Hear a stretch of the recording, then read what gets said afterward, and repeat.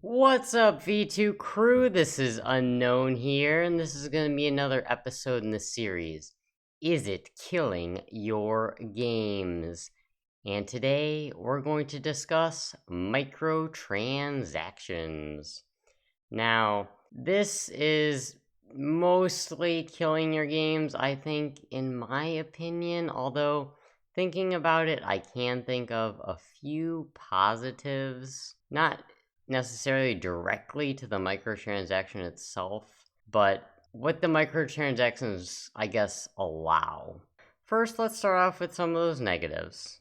Now, as you know, it feels pretty bad when you load up a game and it's like you're playing it and microtransactions are either locking content behind it or it's like a paywall and it's a pay to win essentially if it's some online multiplayer competitive thing where they set it up in a way where you need the microtransactions essentially to stand any bit of a chance, or you can grind for hundreds of thousands of hours to get the in-game currency or what have you to stand a chance in these highly competitive environments.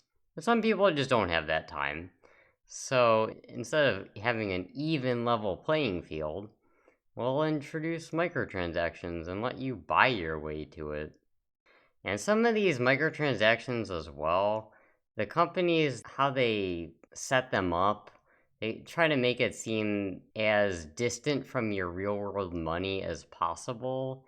So, in a sense, it is kind of skewing that and causing you to spend more than you otherwise would have.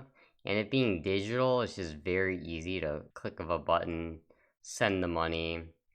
And also, too, while you're playing the game, your gaming emotions are wrapped up in it as well. Say you lost a match in some game, or just got a bunch of game overs, or they make the difficulty super hard. And then you think, oh, the frustration flowing through me. All right, let's buy the microtransaction. Do it, do it. So there's that also tacked on with these microtransactions.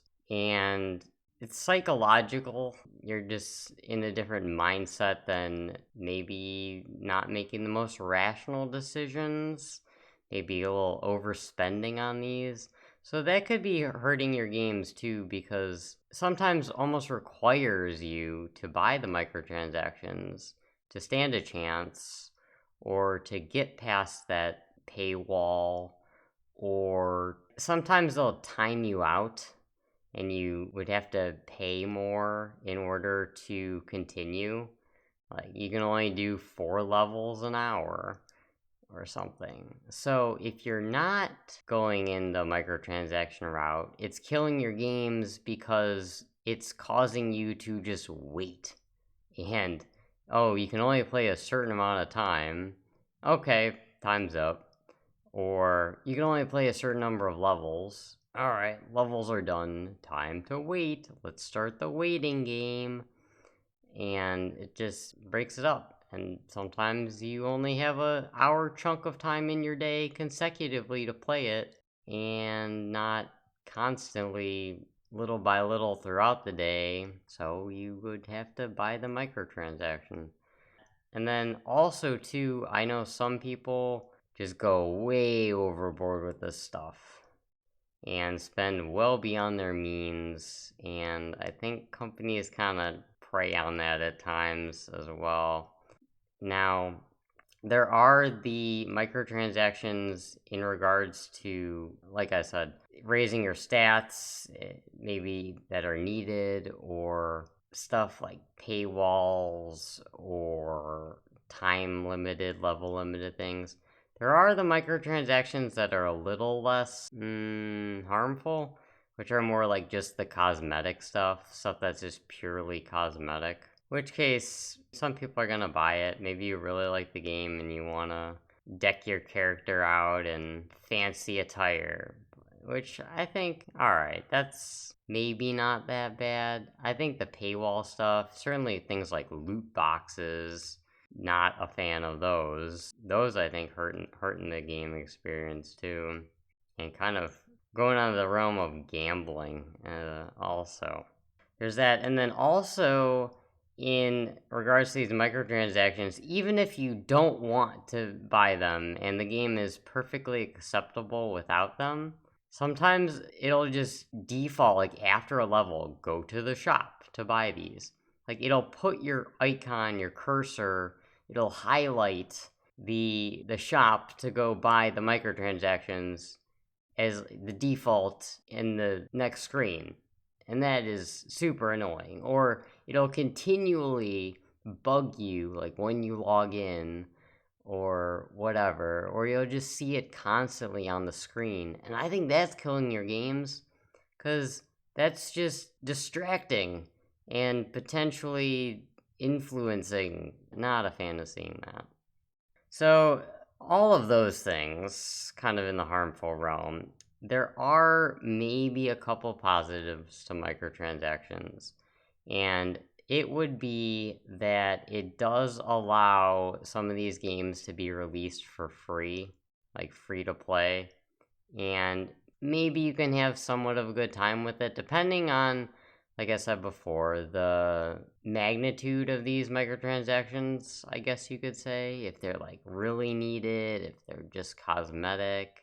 But it could let more people just kind of try the game out and see. And maybe the microtransactions are a couple dollars for more story content or whatever. But in that case, it was kind of like you basically just played a demo, and that's not as bad if it's set up kind of in that way.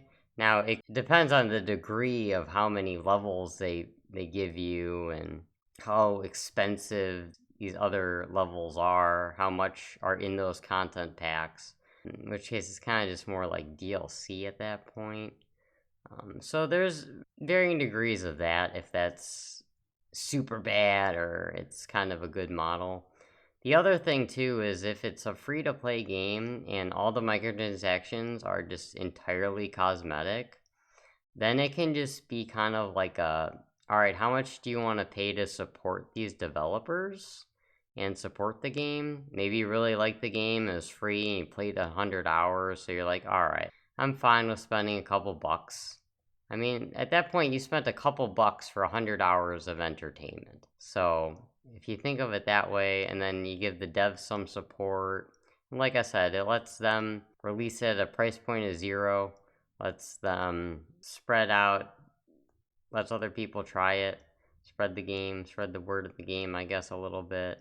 So if you're thinking of things in terms of that, maybe microtransactions do have somewhat of a positive if they're done correctly. Anyways, guys, let me know what you think of this, if it is benefiting your games, if it's killing your games. I guess one thing with that free model, with the cosmetic microtransactions and stuff, I think that could be benefiting your games, because then, like I said, you get to try the game out, and if you don't like it, you're not buying it, you're not wasting your time on it, and it might be something you really like. Then you know, to spend your time and money on it. I guess lessons learned from this would be, if there's microtransactions in a game, try to step back and think before you buy them. Try not to buy them just because of any emotions you might have felt in that game at that time. Try to separate yourself a little bit. Maybe pause, think about it. Maybe just wait a day and think about it and see if you really still want to buy them or not.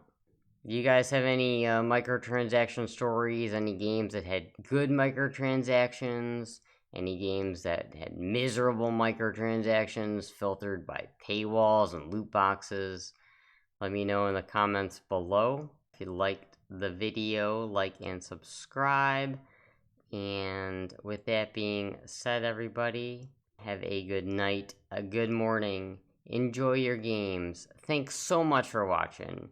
Spread that positivity. Game on your own terms. You do you, and be your V2.